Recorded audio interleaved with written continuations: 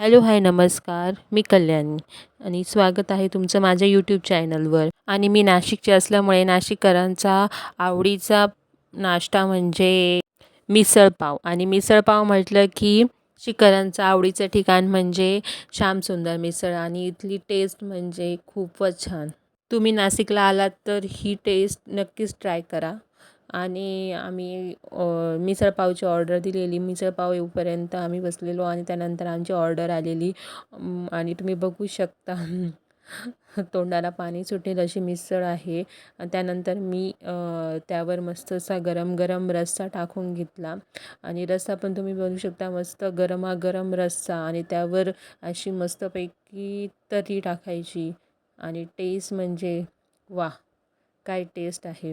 त्यानंतर मिसळ खाल्ल्यानंतर आम्ही चहा घेतला.